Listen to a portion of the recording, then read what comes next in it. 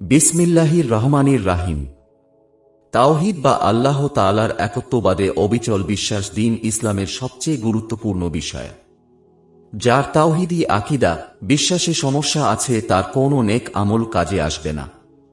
দুনিয়া পরিমাণ সম্পদ সদকা বা আল্লাহর পথে নিজের প্রাণ ও সম্পদ সবকিছু কুরবানি দিলেও নয়।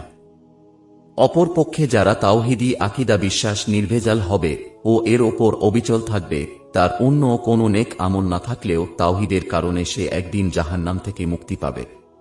কিয়ামত পরবর্তী বিচারেও তাওহীদের মূল্যায়ন করা হবে গুরুত্বের সাথে। হাদিসে এর দৃষ্টান্ত এভাবে এসেছে। আব্দুল্লাহ ইবন আমর ইবনুল আস রাদিয়াল্লাহু আনহু থেকে বর্ণিত যে তিনি বলেন, আমি রাসূলুল্লাহ সাল্লাল্লাহু আলাইহি ওয়াসাল্লামকে বলতে শুনেছি, কিয়ামতের দিন আল্লাহ তাআলা সকল মানুষের মধ্য থেকে এক ব্যক্তিকে মুক্তি দিবেন এভাবে যে তার সামনে ৯৯টি পাপের দপ্তর উপস্থিত করা হবে। প্রতিটি দপ্তরের পরিধি হবে চোখের নজরের পরিধির মতো বিশাল। আল্লাহ তাআলা তাকে বলবেন, তুমি কি এর কোনটি অস্বীকার করো? আমার লেখক ফেরেশতারা কি তোমার প্রতি অন্যায় করে এসব লিখেছে? সে উত্তরে বলবে, না হে আমার প্রভু। আল্লাহ বলবেন, এসব পাপের ব্যাপারে তোমার কোনো যুক্তিসঙ্গত কারণ বা বক্তব্য আছে? সে উত্তরে বলবে, না হে আমার রব। আল্লাহ তাআলা বলবেন, তাহলে শুনো, তোমার জন্য আমার কাছে একটি মাত্র নেক আমল আছে, আর আজ তোমার প্রতি কোনো জুলুম করা হবে না। এরপর আল্লাহ একটি টিকেট বের করবেন। তাতে লেখা আছে, আমি সাক্ষ্য দিচ্ছি যে আল্লাহ ব্যতীত কোনো ইলাহ নেই। আরও সাক্ষ্য দিচ্ছি যে মুহাম্মদ আল্লাহ তাআলার বান্দা ও রাসূল। এরপর আল্লাহ বলবেন, আমি এ টিকেটটির ওজন দেব। লোকটি বলবে, হে আমার প্রভু, এ টিকেটটির সাথে এতগুলো বিশাল দপ্তরের ওজন দিলে কি লাভ হবে? আল্লাহ তাআলা বলবেন, তোমার উপর কোনো জুলুম করা হবে না। এই টিকেটটি এক পাল্লায় রাখা হবে আর পাপের দফতরগুলো রাখা হবে অন্য পাল্লায়। টিকেটটির পাল্লা ভারী হয়ে যাবে। আসলে আল্লাহ তাআলার নামের সামনে কোনো কিছু কি ভারী হতে পারে? এ হাদিসে আমরা দেখলাম আলোচ্য ব্যক্তি পাহাড়সম পাপ করেছিল, কিন্তু আল্লাহর একত্ববাদে তার বিশ্বাস ছিল নির্ভেজাল। তার বিশ্বাস ছিল শিরকমুক্ত। সে বিশ্বাসী ছিল মুহাম্মদ সাল্লাল্লাহু আলাইহি ওয়াসাল্লাম এর রিসালাতের প্রতিও। এ কারণে সে মুক্তি পেয়ে গেছে। আমরা কি পেরেছি আমাদের তাওহীদকে নির্ভেজাল করতে? আমরা কি পেরেছি ছোট বড় সকল শিরক থেকে সর্বদা নিজেকে পবিত্র রাখতে? আসলে আমরা পারিনি। কখনো জেনে কখনো না জেনে বুঝে আমরা বিভিন্ন শিরকে লিপ্ত হয়ে পড়ছি। আল্লাহকে ভালোবাসতে যেয়ে, তার রাসূলের প্রতি মুহাব্বতের প্রকাশ করতে যেয়েও আমরা অহরহ শিরকে লিপ্ত হচ্ছি। তাই আমাদের সকলের উচিত বারবার নিজের তাওহীদী বিশ্বাসকে যাচাই করে নেওয়া, শিরকের ধারে কাছেও না যাওয়া। যদি কখনো কেউ বলে এটা শিরক, ব্যাস সাথে সাথে তা পরিহার করা। আলোচ্য ব্যক্তি শুধু মুখে মুখে কালেমায়ে শাহাদত উচ্চারণ করেছে বলে মুক্তি পায়নি। মুখে মুখে তো কোটি কোটি লোক উচ্চারণ করে। আবু সাঈদ আল খুদরি রাদিয়াল্লাহু আনহু বলেন, আমরা বললাম, ইয়া রাসূলাল্লাহ, কিয়ামতের দিন আমরা কি আমাদের প্রতিপালককে দেখতে পাব? তিনি বললেন, তোমরা কি সূর্য বা চাঁদকে দেখতে ধীর করো যখন আকাশ পরিষ্কার থাকে? আমরা বললাম, না ইয়া রাসূলাল্লাহ।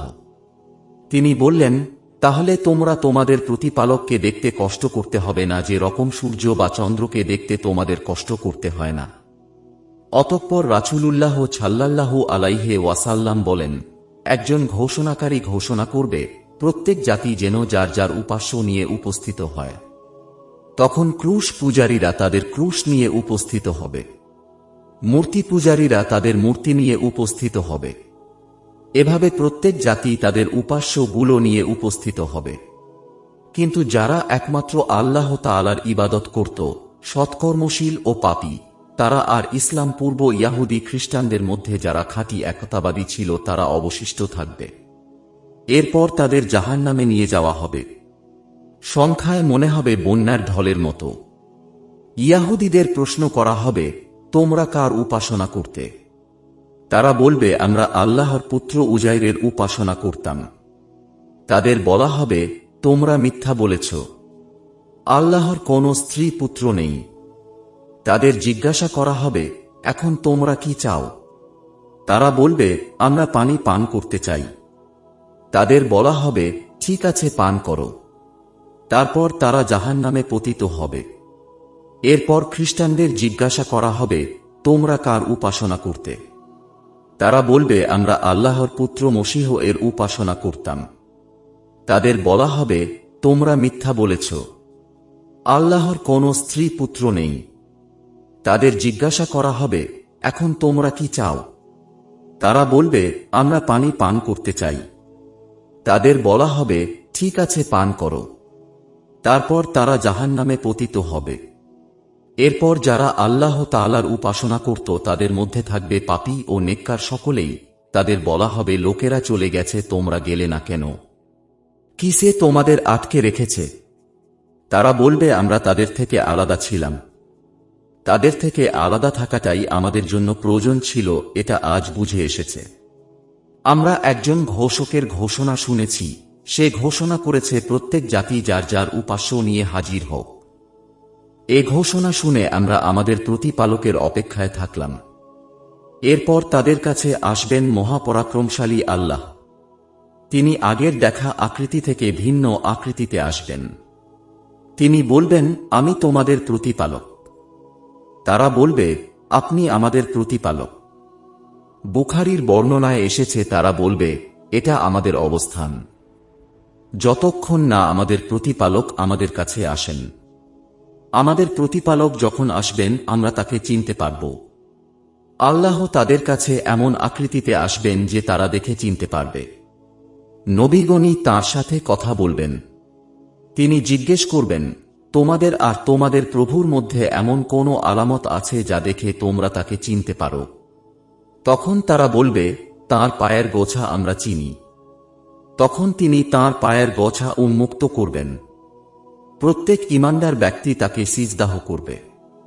কিন্তু যারা মানুষকে দেখানো বা শোনানোর জন্য সালাত পড়ত তারা সিজদাহ করতে পারবে না। তারা চেষ্টা করবে সিজদাহ দিতে, কিন্তু তাদের পিঠ একটি সোজা কাঠের তক্তার মতো শক্ত হয়ে যাবে। অতঃপর জাহান্নামের উপর একটি পুল স্থাপন করা হবে। একথা শুনে সাহাবীগণ জিজ্ঞাসা করল, ইয়া রাসূলুল্লাহ, পুলটি কি ধরনের হবে? তিনি বললেন, পুলটি হবে পিচ্ছিল, লোহার কাঁটাওয়ালা, দীর্ঘ, তাতে থাকবে আরও এমন কাঁটা যা দেখতে নজদ এলাকার সাদান কাঁটার মতো। ঈমানদার ব্যক্তিরা কেউ পার হবে চোখের পলকের গতিতে, কেউ পার হবে বিজুলির গতিতে, কেউ পার হবে বাতাসের গতিতে, কেউ পার হবে ঘোড়া বা যানবাহনের গতিতে। এভাবে একদল সহি সালামতে পার হয়ে যাবে। একদল পার হবে অনেক কষ্টে, আর একদল পার হতে গিয়ে পতিত হবে জাহান্নামে। এমনকি সর্বশেষ ব্যক্তি সাঁতার দেওয়ার মতো হামাগুড়ি দিয়ে পুল পার হবে। সেদিনটি হবে এমনি একটি কঠিন ও ভয়াবহ দিন। সেদিন মহাপরাক্রমশালীর কাছে সত্যিকার ঈমানদারগণ প্রকাশ হয়ে পড়বেন। যখন ঈমানদারগণ দেখবে যে তারা নিজেরা মুক্তি পেয়েছে কিন্তু নিজেদের অনেক সঙ্গী সাথী জাহান্নামে পতিত হয়েছে, তখন তারা বলবে, হে আমাদের প্রতিপালক, আমাদের এ ভাইয়েরা তো আমাদের সাথে সালাত পড়েছে, আমাদের সাথে রোজা রেখেছে, আমাদের সাথে অন্যান্য নেক আমল করেছে। আল্লাহ তাআলা তখন বলবেন, তোমরা যাও, যার মধ্যে তোমরা একটি দিনার পরিমাণ ঈমান পাবে তাকে বের করে আনো। আল্লাহ তাদের শরীরকে জাহান্নামের আগুনের জন্য হারাম করে দিবেন। তাদের নিয়ে আসা হবে। কারো শরীর পা পর্যন্ত, কারো শরীর অর্ধ গোছা পর্যন্ত জাহান্নামের আগুন স্পর্শ করেছে। এভাবে পরিচিত জনকে বের করে আনা হবে। এরপর আল্লাহ তাআলা আবার বলবেন, এবার যাও, যাদের মধ্যে অর্ধেক দিনার পরিমাণ ঈমান পাবে তাদের বের করে আনো। তারা যাবে ও যাদের চিনতে পারবে তাদের বের করে আনবে। এরপর আল্লাহ বলবেন, আবার যাও, যাদের অন্তরে অণু পরিমাণ ঈমান পাবে তাদেরকে জাহান্নাম থেকে বের করে নিয়ে আসো। তারা যাদের চিনবে তাদের বের করে আনবে। হাদিসটির বর্ণনাকারী আবু সাঈদ রাদিয়াল্লাহু আনহু বলেন, যদি তোমরা আমার কথা বিশ্বাস না করো তবে আল্লাহ তাআলার এ বাণীটি পড়ে দেখো, আল্লাহ কারো প্রতি অণু পরিমাণ জুলুম করেন না। যদি কোনো ভালো থাকে তাকে তিনি অনেক গুণে বাড়িয়ে দেন। নবীগণ, ফেরেশতাগণ ও ঈমানদারগণ সুপারিশ করবেন। এরপর মহাপরাক্রমশালী আল্লাহ তাআলা বলবেন, আমার সুপারিশ বাকি আছে। তিনি জাহান্নাম থেকে অগ্নিদগ্ধ এক মুষ্টিকে বের করে আনবেন। তাদের জান্নাতের সম্মুখে একটি নদীতে ছেড়ে দিবেন। সেই নদীটির নাম মাউল হায়াত, জীবন নদী। সেখানে তারা নতুনভাবে গঠিত হবে, যেমনভাবে নতুন পলি পেয়ে উদ্ভিদ অঙ্কুরিত হয়। যেমনটি তোমরা দেখে থাকো যে রোদ লাগা বৃক্ষটি সবুজ হয় আর রোদের আড়ালে থাকা বৃক্ষটি সাদা হয়ে যায়। তারা এ নদী থেকে বের হয়ে আসবে হীরার মতো উজ্জ্বল হয়ে। তাদের গল দেশে সিলমোহর করে দেওয়া হবে। তারা জান্নাতে প্রবেশ করবে। তখন জান্নাতবাসীরা বলবে, এরা হল দয়াময় আল্লাহর পক্ষ থেকে মুক্তিপ্রাপ্ত। আল্লাহ তাআলা তাদের জান্নাতে প্রবেশ করালেন, কিন্তু তারা দুনিয়াতে কোনো সৎকর্ম করেনি ও কোনো কল্যাণকর কিছু সংগ্রহ করেনি। তখন তাদের বলা হবে, যাও তোমরা পেলে তা তো তোমাদের জন্য আছেই, সাথে সাথে তাদের প্রতি যে অনুগ্রহ করা হয়েছে তার অনুরূপ অনুগ্রহ তোমরা লাভ করব।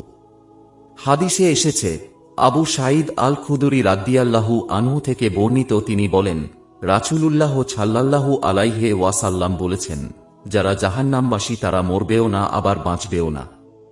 কিন্তু যে সকল ঈমানদার মানুষ পাপের কারণে জাহান্নামে যাবে তাদের এক ধরনের মৃত্যু ঘটানো হবে।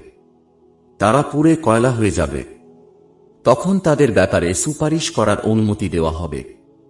তাদেরকে এক এক দল করে জাহান্নাম থেকে বের করা হবে। অতঃপর জান্নাতের নদীতে রাখা হবে। এরপর বলা হবে, হে জান্নাতবাসীরা, তোমরা তাদের উপর পানি ঢালো। ফলে তারা উদ্ভিদের মতো জীবন লাভ করবে, যেমন বন্যার পানির পলি পেয়ে উদ্ভিদ জন্ম লাভ করে থাকে। এ হাদিসের ব্যাখ্যায় ইমাম নববী রহমতুল্লাহ বলেন, কুফরি করার কারণে যারা জাহান্নামে যাবে তারা চিরকাল সেখানে অবস্থান করবে। তাদের কখনো মৃত্যু হবে না। যেমন আল্লাহ তাআলা বলেন, আর যারা কুফরি করে তাদের জন্য রয়েছে জাহান্নামের আগুন। তাদের প্রতি এমন কোনো ফয়সালা দেওয়া হবে না যে তারা মারা যাবে এবং তাদের থেকে জাহান্নামের আযাবও লাঘব করা হবে না। এভাবেই আমরা প্রত্যেক অকৃতজ্ঞকে প্রতিফল দিয়ে থাকি। সূরা আল ফাতির আয়াত ৩৬। এমনিভাবে আল্লাহ তাআলা বলেন, তারপর সে সেখানে মরবেও না আর বাঁচবেও না। সূরা আল আলা আয়াত ১৩। আহলে সুন্নাত ওয়াল জামাতের আকীদা এটাই যে জান্নাতের সুখ আর জাহান্নামের শাস্তি চিরস্থায়ী। তবে এ হাদিসে বর্ণিত মৃত্যু হল আল্লাহ তাআলার তাওহীদ বা একত্ববাদে বিশ্বাসী জাহান্নামীদের জন্য। তাদের শাস্তির অনুভূতি লোপ করে মৃত্যুর মতো এক ধরনের অনুভূতিহীনতা দান করা হবে। তাদের নিজ পাপ অনুযায়ী শাস্তি ভোগ করানো হবে। তাদের এক ধরনের অনুভূতিহীনতা প্রদান করা হবে। এটাকে বলা হয়েছে তারা কয়লা হয়ে যাবে। এরপর তাদের নতুন জীবন দান করা হবে।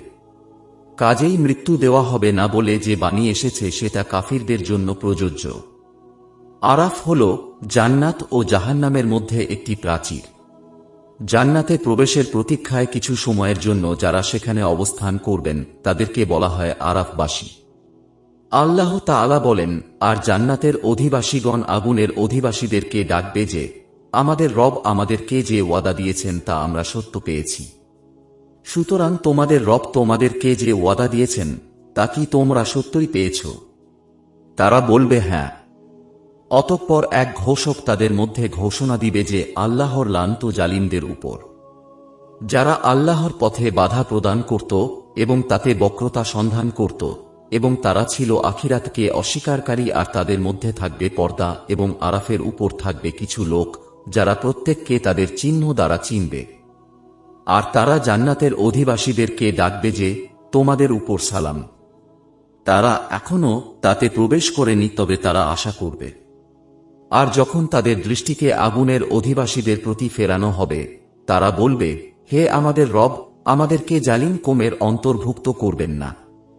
আর আরাফের অধিবাসীরা এমন লোকদেরকে ডাকবে যাদেরকে তারা চিনবে তাদের চিহ্নের মাধ্যমে। তারা বলবে, তোমাদের দল এবং যে বড়াই তোমরা করতে তা তোমাদের উপকারে আসেনি। এরাই কি তারা যাদের ব্যাপারে তোমরা কসম করতে যে আল্লাহ তাদেরকে রহমতে শামিল করবেন না? তোমরা জান্নাতে প্রবেশ করো, তোমাদের উপর কোনো ভয় নেই এবং তোমরা দুঃখিত হবে না। সূরা আল আরাফ আরাফবাসীদের পরিচয় সম্পর্কে হাদিসে এসেছে, হুজাইফা রাদিয়াল্লাহু আনহু বলেন, আরাফবাসী হল এমন এক দল যাদের সৎকর্ম এত পরিমাণ যে তা তাদের জাহান্নামে যেতে দেয় না, আবার পাপাচার এত পরিমাণ যে তা জান্নাতে প্রবেশ করতে দেয় না। অর্থাৎ পাপ ও পুণ্য সমানে সমান। যখন তাদের মুখ জাহান্নামবাসীদের দিকে ফেরানো হবে তখন তারা বলবে, হে আমাদের রব, আমাদেরকে জালিম কওমের অন্তর্ভুক্ত করবেন না। তারা এমনি অবস্থায় থাকবে। তখন তোমার প্রতিপালক বলবেন, যাও, তোমরা জান্নাতে প্রবেশ করো, তোমাদের ক্ষমা করে দিলা। ইবন কাসির রহমতুল্লাহ বলেন, আরাফবাসীদের পরিচয় প্রসঙ্গে বলেন, সূরা আরাফে আল্লাহ রাব্বুল আলামিনের কথা দ্বারা বোঝা গেল জান্নাত ও জাহান্নামের মধ্যে একটি প্রাচীর আছে, যার কারণে জাহান্নামীরা জান্নাতের কাছে যেতে পারবে না। ইবন জরির রহমতুল্লাহ বলেন, এই প্রাচীর সম্পর্কে আল্লাহ তাআলা বলেছেন, তারপর তাদের মাঝখানে একটি প্রাচীর স্থাপন করে দেওয়া হবে, যাতে একটি দরজা থাকবে, তার ভিতর ভাগে থাকবে রহমত এবং তার বহির্ভাগে থাকবে আযাব। সূরা আল হাদিদ আয়াত 13। আর সূরা আরাফে আল্লাহ এ প্রাচীরের কাছে অবস্থানকারীদের সম্পর্কে বলেছেন, এবং আরাফের উপর থাকবে কিছু লোক। আরবি ভাষায় উঁচু স্থানকে আরাফ বলা হয়। আরাফবাসী কারা হবে এ সম্পর্কে তাফসীরবিদদের মধ্যে মতভেদ আছে।